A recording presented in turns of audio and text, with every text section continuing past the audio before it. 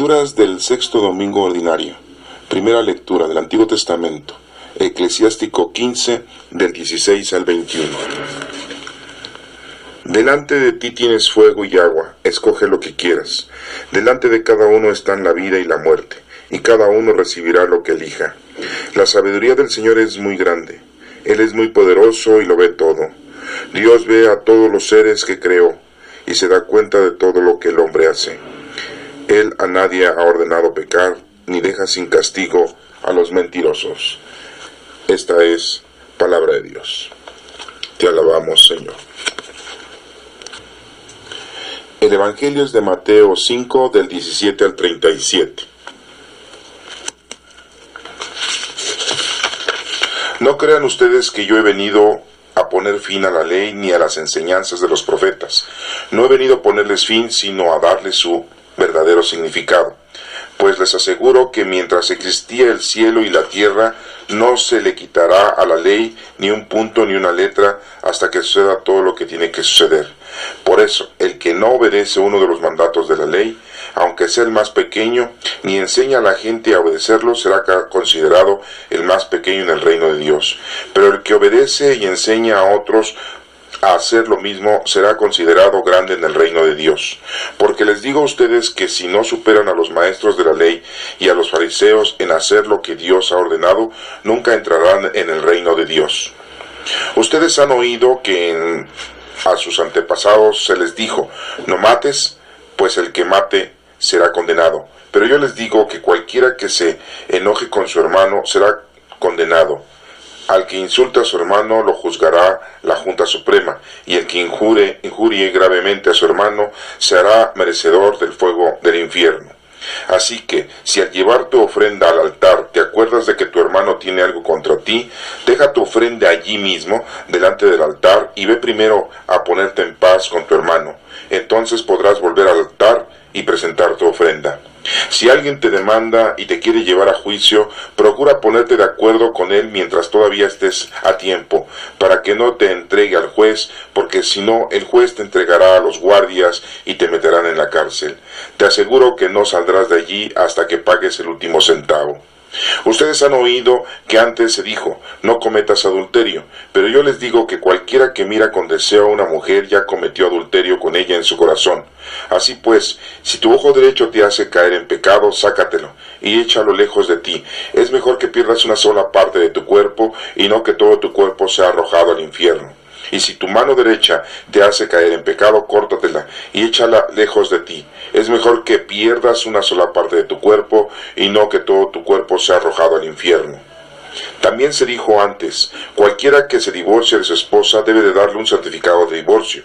Pero yo les digo que si un hombre se divorcia de su esposa, a no ser por motivo de inmoralidad sexual, la pone en peligro de cometer adulterio.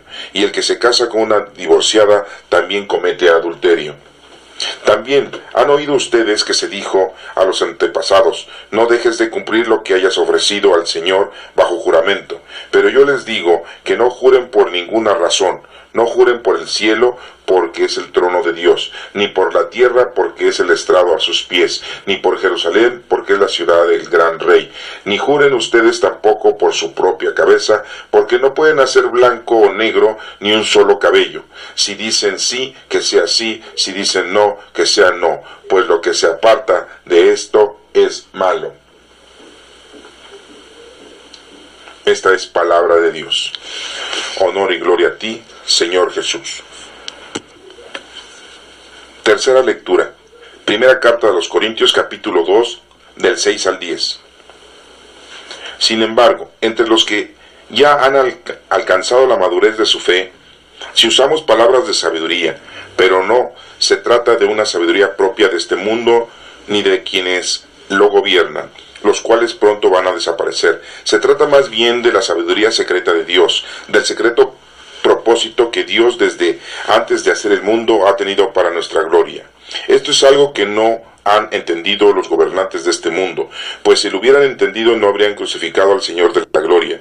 Pero como se dice en la Escritura, Dios ha preparado para los que le aman cosas que nadie ha visto ni oído y ni siquiera pensado. Estas son las cosas que Dios nos ha hecho conocer por el Espíritu, pues el Espíritu lo examina todo, hasta las cosas más profundas de Dios. Palabra de Dios. Te alabamos, Señor. Pasemos a la explicación de la primera lectura del Antiguo Testamento de Eclesiástico, capítulo 15, del 16 al 20. En esta lectura del Antiguo Testamento nos menciona en el versículo 16 que dice que nosotros, dice, delante de ti tienes fuego y agua, escoge lo que quieras. Una de las dos cosas vamos a escoger, el agua o el fuego. En el número 17 dice, delante de cada uno está la vida y la muerte. Nosotros tenemos que escoger o la vida o la muerte, y cada uno recibirá lo que elija. Eso es lo que tenemos que nosotros elegir. En el número 18 dice, la sabiduría del Señor no es muy grande. La sabiduría del Señor es muy grande. Él es muy poderoso y lo ve todo. Vemos cómo la sabiduría del Señor es demasiado grande. Y nuestro Padre Dios es el Todopoderoso y todo lo ve. En el número 19 dice, Dios ve a todos los seres que creó y se da cuenta de todo lo que el hombre hace. Dios se da cuenta de todo lo que hacemos, de todo lo que tenemos, de todo lo que vamos haciendo día a día. En el versículo número 20 nos menciona, Él a nadie ha ordenado pecar. A nadie Dios le ha ordenado pecar. El pecado lo hacemos nosotros por nuestra propia iniciativa. Ni deja sin castigo a los mentirosos. Y el Señor bien claro lo menciona, que Él castiga. Entonces, en esta lectura que nos menciona, tenemos una libertad, la libertad de elegir el bien o el mal, de elegir el agua o el fuego, de elegir la vida o la muerte, de elegir si nosotros somos hijos de Dios o somos hijos del pecado. Dios nos ve a todos, todo ve Dios, no nos podemos esconder de Él. Él todo lo sabe y todo lo conoce de nosotros, y Él nunca nos ha dicho que nosotros debemos de pecar. Y bien claro lo menciona, que recibirá su castigo todo aquel que no cumpla con su palabra. En esta lectura del Antiguo Testamento, del libro del Eclesiástico, bien claro nos está diciendo la libertad que tenemos nosotros en llevar a cabo nuestra vida. Tú sabes qué es lo que tienes que hacer, sabes cómo lo tienes que hacer. Si eliges el agua es vida, si eliges el fuego es purificación y es destrucción. Si eliges la vida es la vida eterna. Si eliges la muerte, es la muerte eterna, muerte espiritual, muerte corporal. No te puedes esconder de Dios. La sabiduría del Señor es muy grande, está en todos lados. Él es todopoderoso. Y entonces, muy claro nos menciona que Él nunca nos ha ordenado que cometamos pecado. Y si has cometido pecado, recibirás tu castigo. En el Evangelio de San Mateo capítulo 5, desde el versículo número 17, nos empieza a decir, no crean ustedes que yo he venido a poner fin a la ley ni a las enseñanzas de los profetas. No he venido a ponerles fin, sino a darles su verdadero significado. Muchos pensaron que Jesucristo venía a hacer una reforma, venía a quitar la ley de Moisés que le había dado en ese tiempo cuando liberó al pueblo de la esclavitud allá en Egipto. Pues no, Jesucristo no vino al mundo a quitar esa ley, sino a darle plenitud. En el número 18 dice, pues les aseguro que mientras existan el cielo y la tierra no se quitará la ley, ni un punto ni una letra, hasta que suceda todo lo que tiene que suceder. Bien claro nos está mencionando que no va a pasar nada con la ley de Dios. Todo va a cumplirse, todo va a llevarse a cabo. Por lo tanto, nosotros no podemos pensar que la ley antigua ya no existe o que ya no sirve. Todavía tiene vigencia y no se va a acabar esto, y no podemos nosotros quitarle ni un punto ni una letra. Por eso en otra lectura nos menciona muy claramente que no le quites ni le aumentes a la palabra de Dios. No inventemos frases. Por ahí mucha gente dice, ayúdate que Dios te ayudará, o como dijo Dios, ayúdate que Dios te ayudará. Eso no lo dice la Sagrada Escritura. Y hay muchas frases que nos están mencionando en la actualidad la gente y que no dice la Sagrada Escritura. No le aumentemos ni le quitemos a la palabra de Dios. En el número 19 nos menciona, por eso el que no obedece uno de los mandatos de la ley, aunque sea el más pequeño, ni enseña a la gente a obedecerlos, será considerado el más pequeño en el reino de Dios.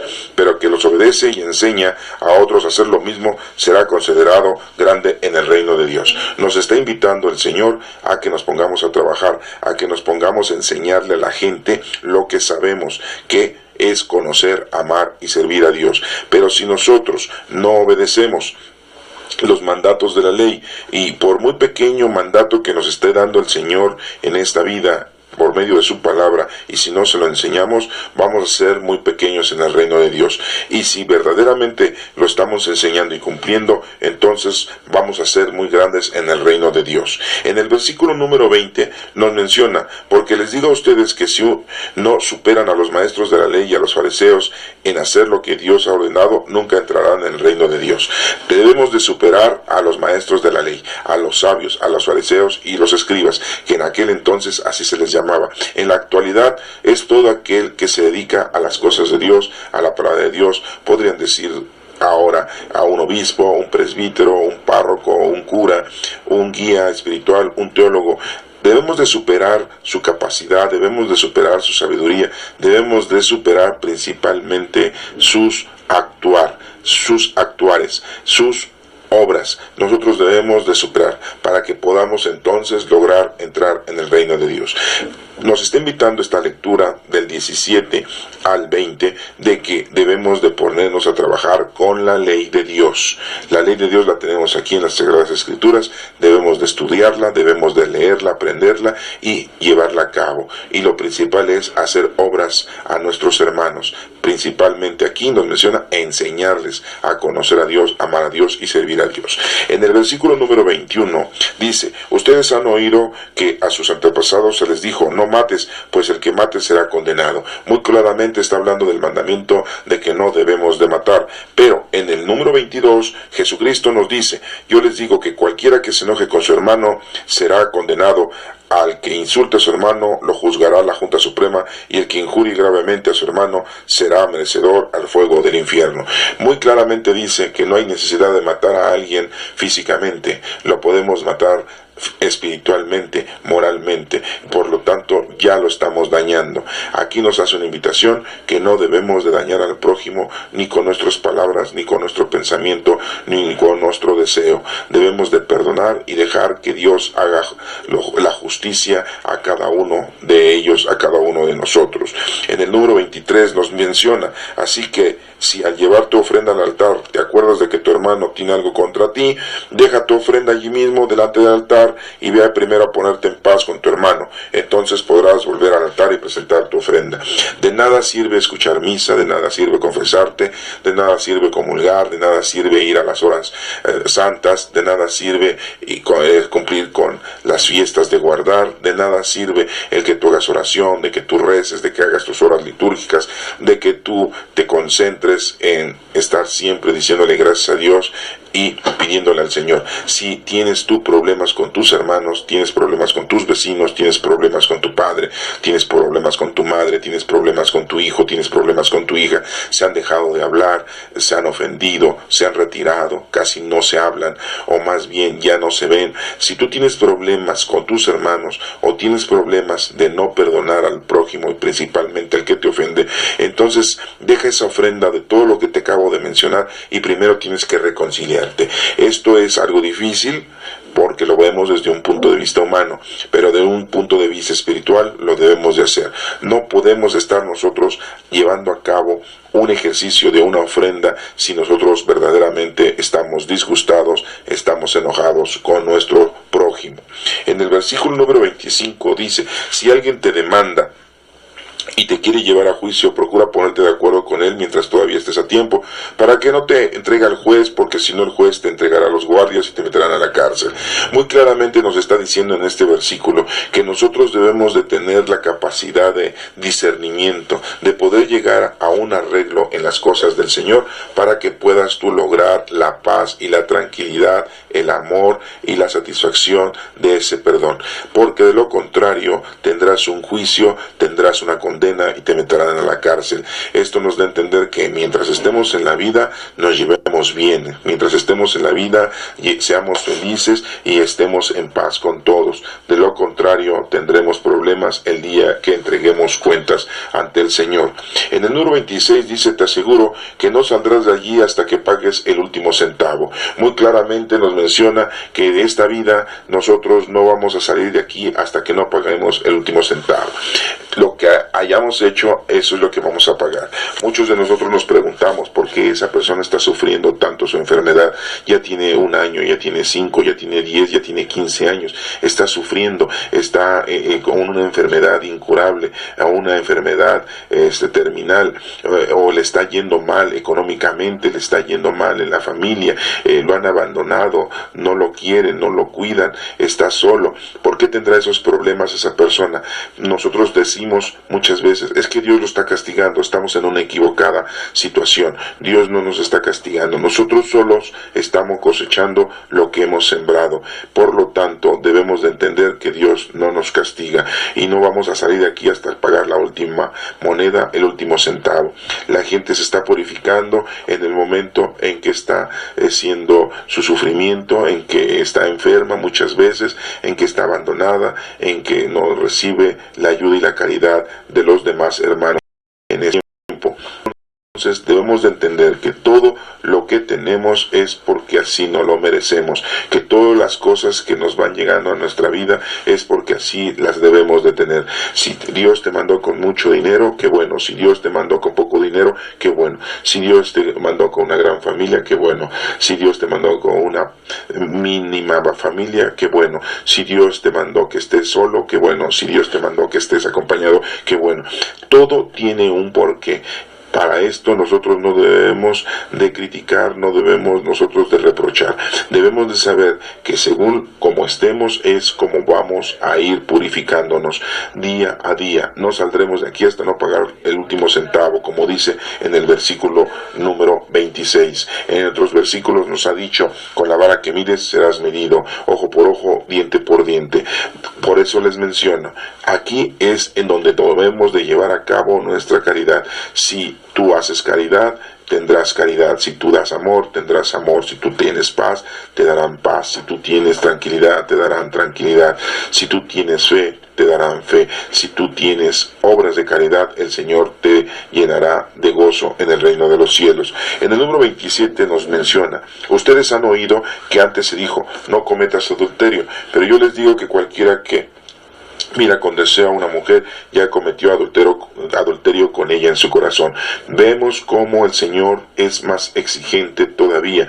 No debemos nosotros de llevar a cabo la maldad, de llevar a cabo las obras malas. Debemos de permanecer nosotros siempre fieles a las cosas del Señor. No podemos nosotros ni llevar a cabo una acción. Simple y llanamente nos menciona que con el puro deseo ya estamos cometiendo pecado. En el número 29 dice, así pues, si tu ojo derecho te hace caer en pecado, sácatelo y échalo lejos de ti. Es mejor que pierdas una sola parte del cuerpo y no que todo tu cuerpo sea arrojado al infierno.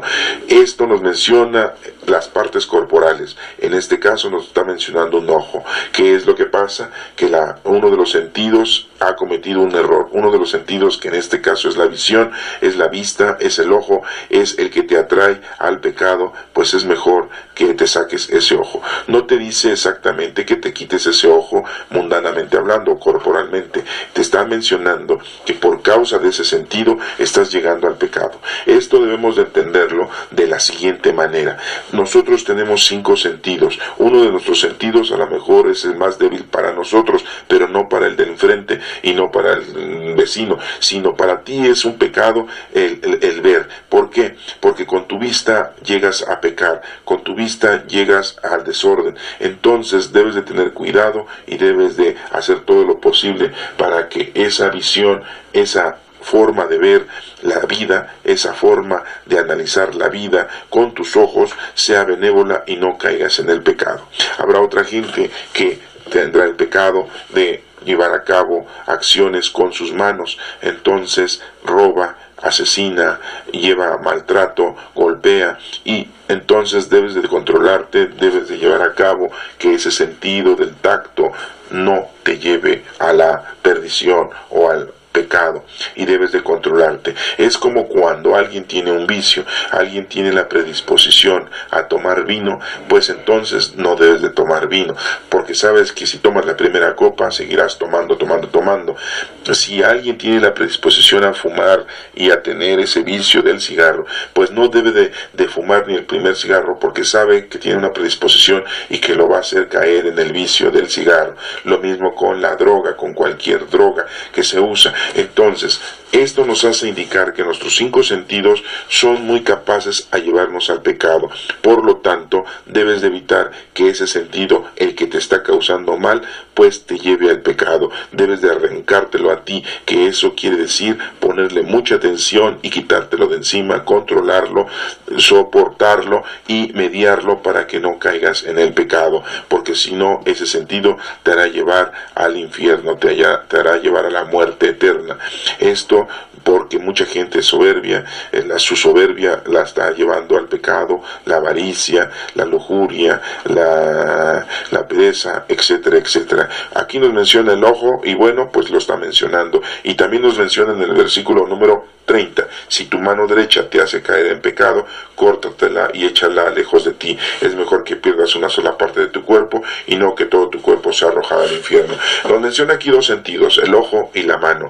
¿Por qué? Porque con la vista, dicen por ahí, nace el amor. Con la vista nace el deseo de pecar. Con la vista nace el deseo de robar, de asesinar, de envidia, de soberbia. Y con las manos llevamos a cabo todas nuestras obras malas. Y llevamos el asesinato, llevamos el robo, llevamos las malas acciones, el golpear, el maltratar, etcétera, etcétera. En el versículo número 31 dice, también se dijo antes, cualquiera que se divorcie de su esposa debe de darle un certificado de divorcio. Así se decía antes, cuando la gente se divorciaba, extendía un documento de divorcio. Pero nuestro Señor Jesucristo muy claramente nos dice, pero yo les digo que si un hombre se divorcia de su esposa, a no ser por motivo de inmoralidad sexual, la pone en peligro de cometer adulterio.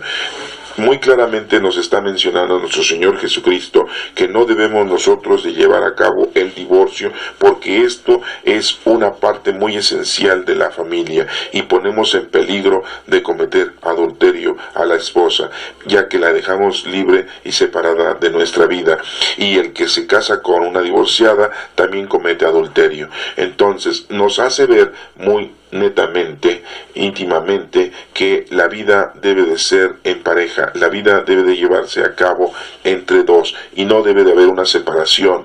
Solamente nos menciona aquí que el motivo sea una inmoralidad sexual, cuando se ha cometido una inmoralidad sexual, cuando se ha cometido lo inmoral en lo sexual, en cada una de las personas, sea hombre o sea mujer. Esto del divorcio es muy mencionado hoy en día, ya que muchas parejas ahora ni se casan, viven en unión libre. Muchas otras parejas se casan y se divorcian y se vuelven a unir o a juntar con otra persona. Aquí el problema es mayor, ya que los hijos que se tienen son los que sufren. Los hijos que van creciendo crecen sin su padre, crecen sin su madre, y muchas veces cuando se junta la mujer con otro hombre, ese hombre se aprovecha de las hijas de la mujer, o ese hombre cuando se casa con otra mujer, esa mujer maltrata a los hijos del hombre. Entonces hay un rompimiento total de la familia y hay un pecado más grande. Por eso nos menciona aquí que se comete el adulterio. Adulterar es llevar a cabo algo que está no bien lineado, algo que está diferenciado, algo que no está bien, que no es natural. Por eso, cuando las personas se unen, cuando las personas están ante Dios, no deben de divorciarse, ya que están haciendo un juramento, ya que están llevando a cabo una verdadera acción de paz y tranquilidad para la familia, y principalmente cuando hay hijos.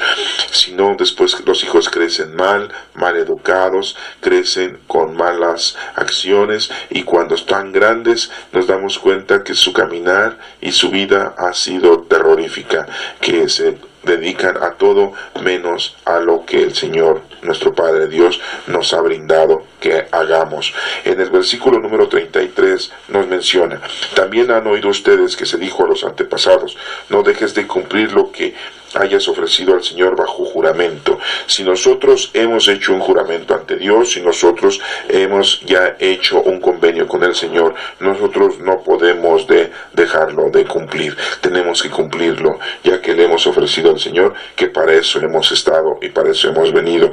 Pero yo les digo en el número 34, que no juren por ninguna razón. No debemos de jurar por nada ni por nadie. No debemos jurar por el cielo, porque es el trono de Dios.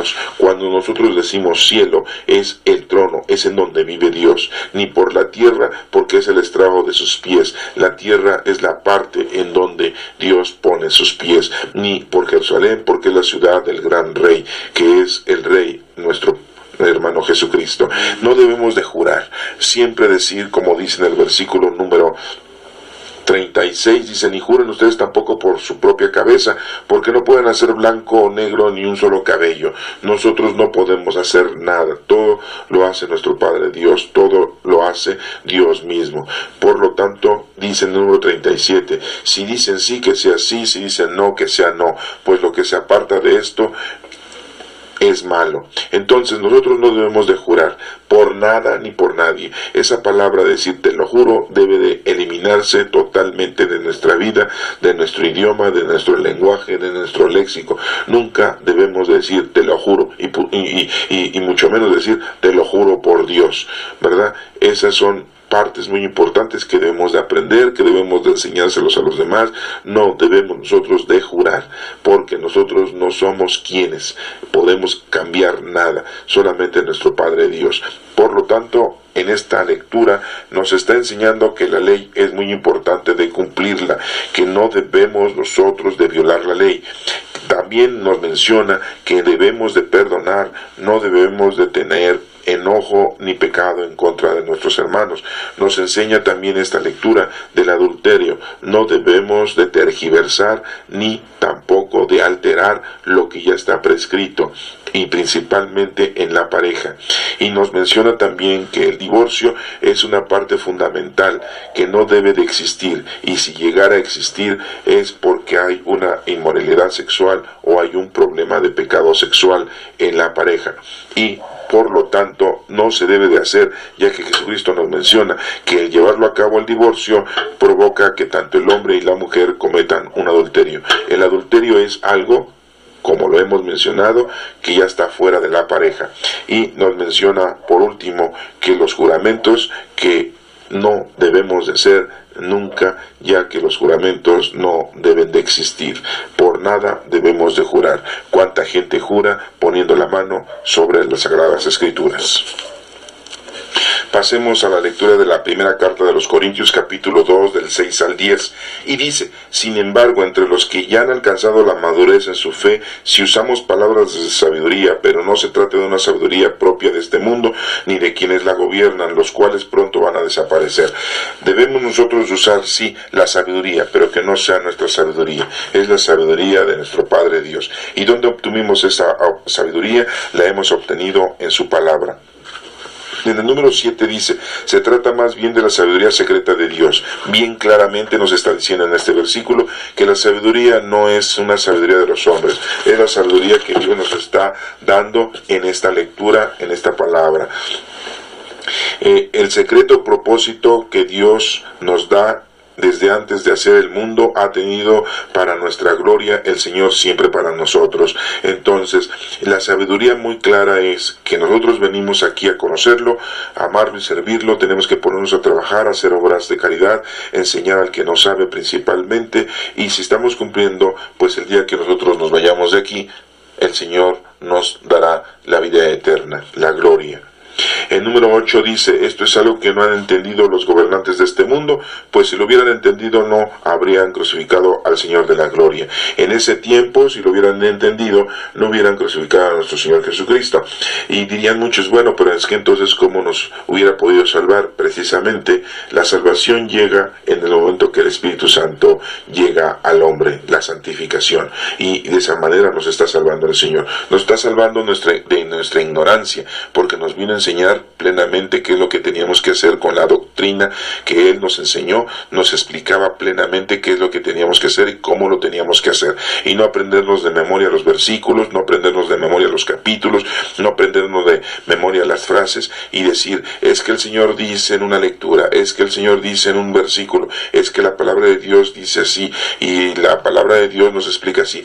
No, llevar a cabo las cosas que están aquí íntegras en la palabra de Dios es lo más importante, el ejemplo y las obras de caridad. No tiene caso que te aprendas los 10 mandamientos de memoria si no los estás llevando a cabo y no los estás cumpliendo. Dice en el número 9, pero como se dice en la Escritura, Dios ha preparado para los que le aman cosas que nadie ha visto, ni oído, ni siquiera pensado.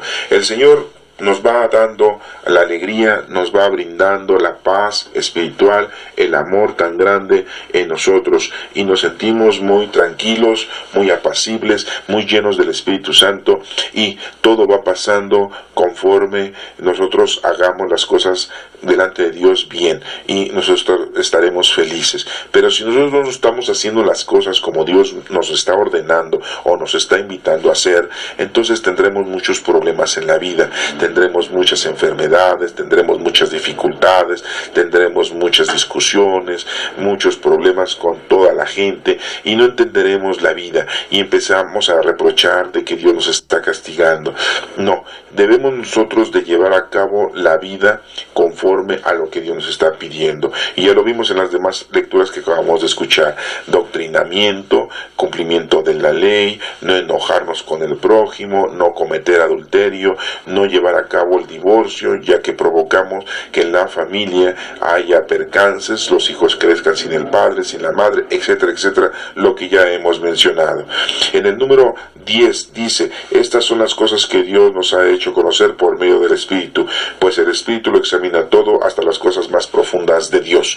El Espíritu Santo habita en nosotros, el Espíritu Santo es nuestro guía, el Espíritu Santo es el que nos santifica, el Espíritu Santo es el que nos va a ayudar. Si nosotros no entendemos que el Espíritu Santo que tenemos dentro es el que nos está llevando a cabo la resolución y la solución de toda nuestra vida, estamos equivocados. Debemos de hacer oración al Espíritu Santo, debemos de concentrarnos, de invocar al Espíritu Santo y estar siempre con Él.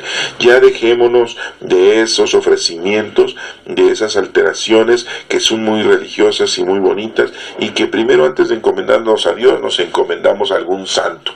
En vez de encomendarnos al Espíritu Santo, nos encomendamos a nuestra Santísima Madre. En vez de encomendarnos a nuestro Señor Jesucristo, nos estamos encomendando a los ángeles. Recuerden que Jesucristo es el camino, la verdad y la vida, es la única puerta, y nadie llega a nuestro Padre Dios si no es por medio de nuestro Señor Jesucristo. Y el Espíritu Santo habita en nosotros desde nuestro bautismo. El Espíritu Santo ya llegó al mundo entero desde Pentecostés.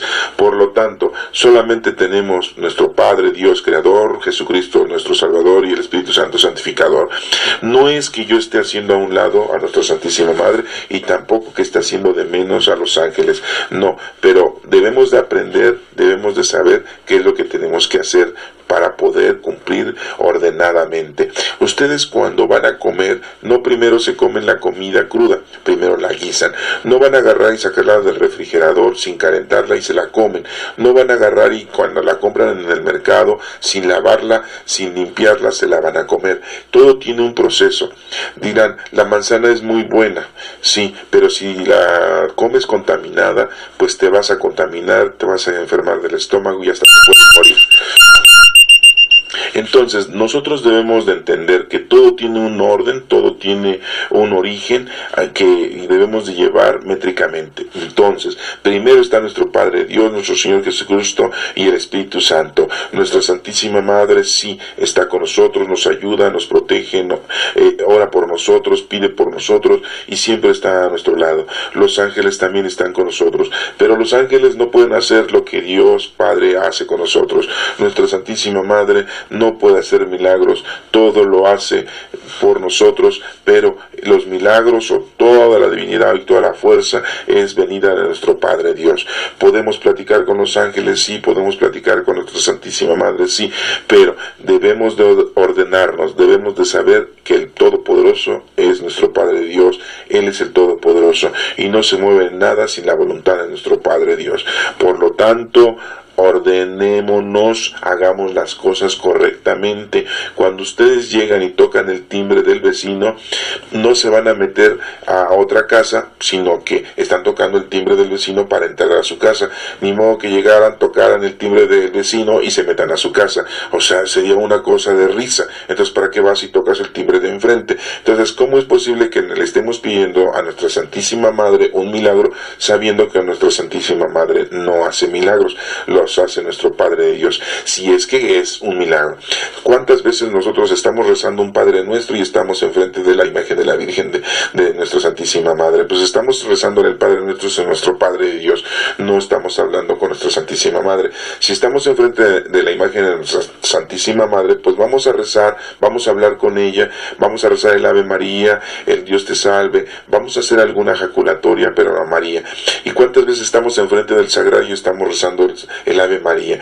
O sea, es como si ustedes compraran el boleto del metro y se quisieran subir en el trolebús. Es como si ustedes compraran el boleto para un camión y se quieran subir al avión. Es como si quisieran comprar ustedes un boleto de un avión y se quieren subir al metro. O sea, no, son medios de transporte, sí, son mecanismos de llevarnos de un lugar a otro, sí, pero cada uno tiene su organización, cada uno tiene su métrica, cada uno debemos de saber qué es lo que tenemos que hacer. Por lo tanto, pues no caigamos en errores, no caigamos en discrepancias. Lo que tenemos aquí, eso es lo que tenemos que cumplir, y nos está diciendo muy claramente Pablo, se lo dijo a la iglesia de Corinto, sí, muy claramente, tenemos que tener una sabiduría, una madurez, y no es una sabiduría mundana, es una sabiduría divina, y por lo tanto, pues así debemos nosotros de obrar, nosotros debemos de conducirnos en esta vida.